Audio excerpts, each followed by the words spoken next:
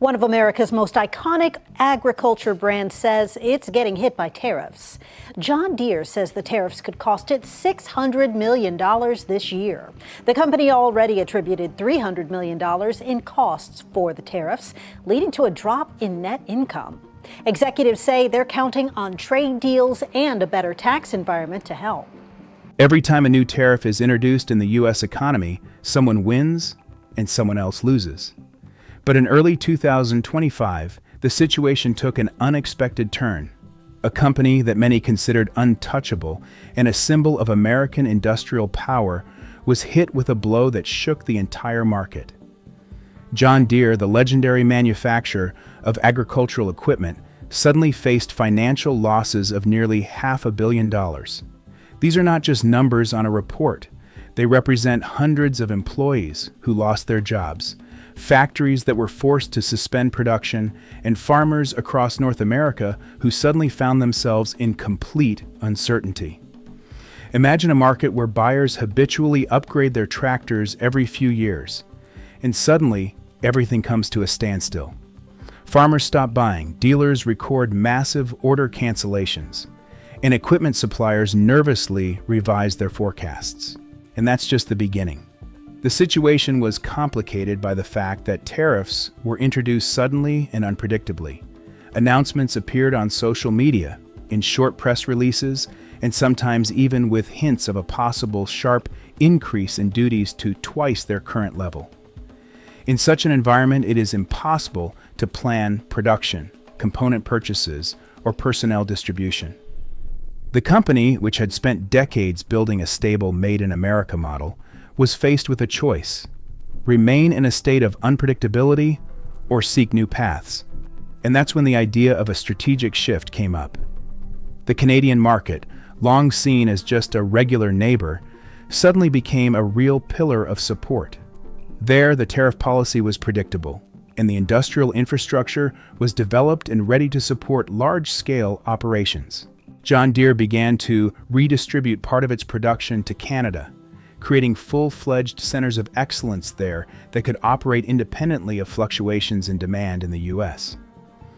Moreover, stable demand from Canadian farmers and lower electricity costs for industrial enterprises made this move not a temporary solution, but a strategic restructuring. This shift was not limited to one company. The market began to understand that if instability in the U.S. continued, other global manufacturers might follow suit and look for safe anchors for their operations. It is no longer just a question of quarterly profits. It is about where to build production chains, how to manage risks, and which markets to choose to ensure long-term stability. The USMCA and Canada's infrastructure open up opportunities for export and supply chain optimization, while reducing dependence on unstable tariffs. And here we have a picture that could completely change the rules of the game for the entire industry. The traditional American manufacturing model is facing a challenge. Will it be able to maintain its dominance, or will companies start looking for new centers of stability abroad? John Deere's Canadian experience could set a precedent, signaling that the future strategy of global manufacturers will be built not around a single country, but around geography, policy, predictability, and the ability to make long-term decisions in uncertain conditions. In this video, we'll look at how sudden tariffs put John Deere on the brink of crisis, what steps the company took to protect its operations, and what this experience says about global industry as a whole. You'll see how economics, politics, and strategy intersect in the most unexpected places, and why stability is sometimes more important than a single quarter's profit. The beginning of 2025 was a difficult test for one of the most recognizable companies in American industry, John Deere.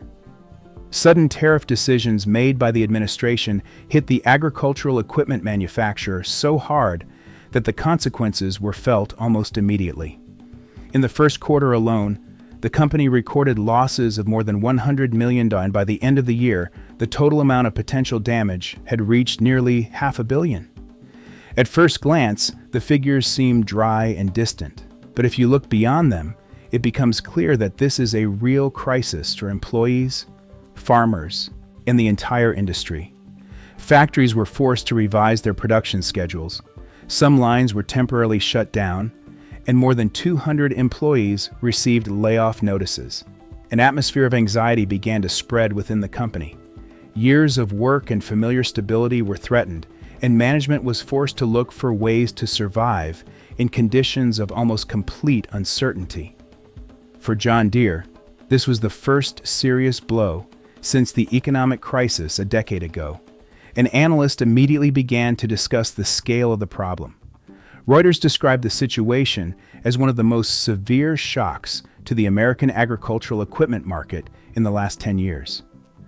But the figures and media reports are only the tip of the iceberg. At the level of farmers and regional dealers, events began to unfold that revealed the depth of the crisis. Farmers, who were accustomed to upgrading their tractors every few years, suddenly began to postpone purchases, fearing that the next tariff would make the equipment unaffordable. According to internal data from several dealers, the volume of canceled orders reached 40% of the planned volume.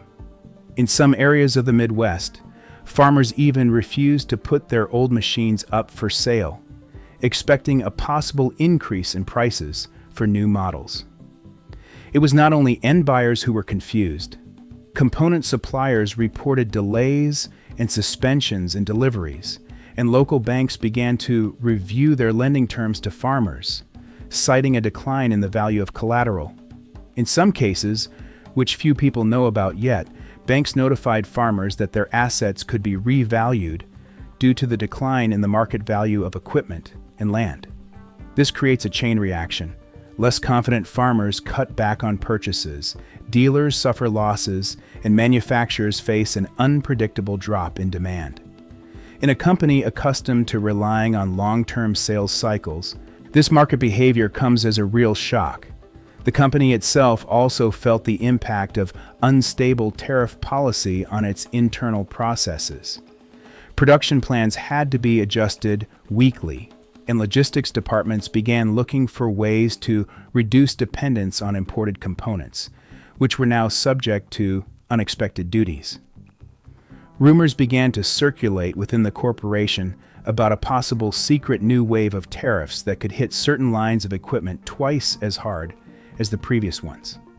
Some employees even jokingly called it economic roulette. You never know what number will come up next week. Efforts to mitigate the financial impact included reviewing supply chains, finding alternative sources of components, and raising local prices to offset rising costs. But these measures were only a temporary fix. The main question asked by management was, if the basic model of manufacturing in the U.S. is becoming unstable, where can we find stability? Economists warned that such shocks could have long-term consequences for the entire industry.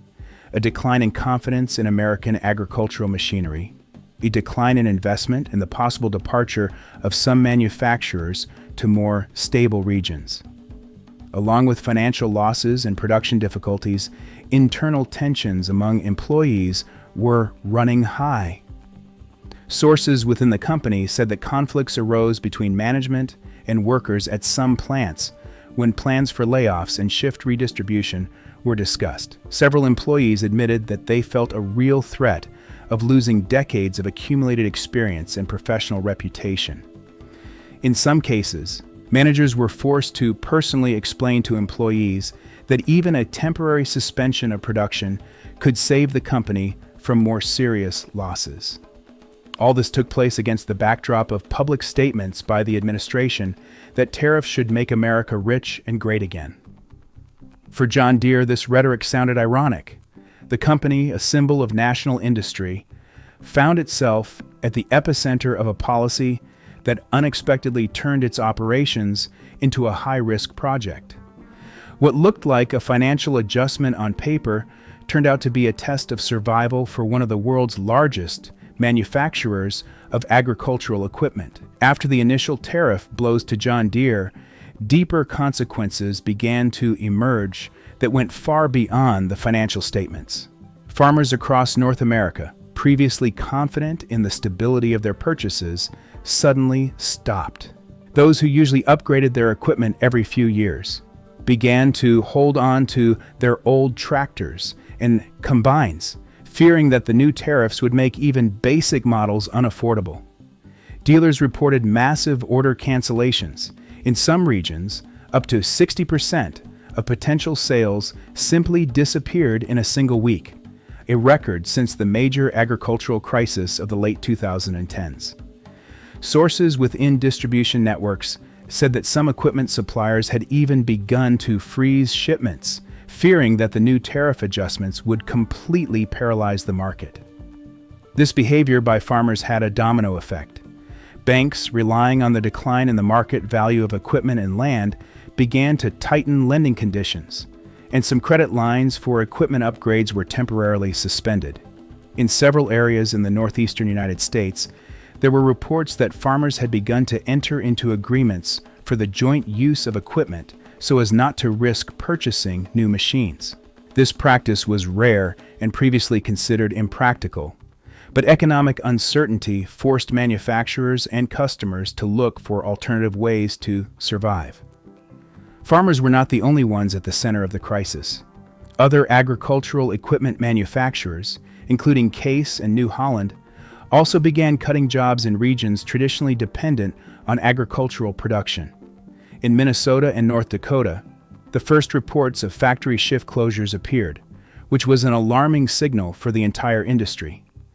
Tariffs on imported components forced companies to plan price increases for new models, which in turn could further alienate buyers. In some cases, according to internal data, manufacturers predicted price increases of 4 to 5% per quarter, creating a real risk that farmers would completely stop purchasing in the coming seasons. At the same time, political instability was also evident.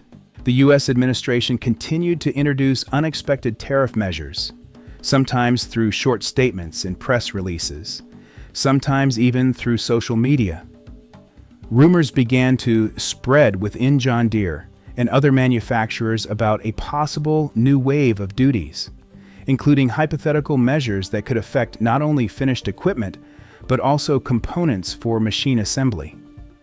Some internal company reports contained scenarios in which production at key plants could be suspended for several weeks due to a sudden change in regulations. This political uncertainty proved even more devastating than the financial losses. In companies accustomed to planning purchases and production months in advance, sudden rule changes completely disoriented procurement and logistics departments. Internal sources reported that managers at several production sites held emergency meetings twice a day to respond quickly to changes in tariff policy. Employees admitted that even during the 2008 global crisis, they had never experienced such a feeling of economic roulette. To mitigate the impact, John Deere and other companies began looking for ways to optimize their global supply chains. There were internal projects to redistribute components between factories in different countries, as well as attempts to accelerate the localization of production to reduce dependence on imported parts subject to tariffs. In some cases, employees spoke of developing secret backup lines that could only be activated in the event of a sharp increase in tariffs or supply disruptions. This showed how much the company was forced to restructure its usual work patterns in order to keep production afloat. By mid-2025, it had become clear that the impact of tariffs was not limited to one company. The U.S. agricultural machinery market began to feel the chill. Demand became unpredictable, investment declined, and manufacturers sought ways to minimize risk. At the same time, it became clear that policy stability was no less important than purely economic indicators. Even the most cautious forecast and contingency strategies could be destroyed by a single unpredictable statement or tweet. John Deere found itself at the forefront of this new reality, where politics directly interfered with production decisions and customer behavior. When the crisis in the American market became apparent, John Deere's management began to look for new directions to stabilize operations. Internal company reports, which were leaked to several analysts, showed that Canada had gradually transformed from a supporting market into a strategic hub capable of offsetting fluctuations in demand and sharp tariff shocks in the South. Provinces with developed infrastructure, especially British Columbia, became attractive due to a combination of stable tariff policies, reliable logistics chains, and relatively low electricity costs for industry.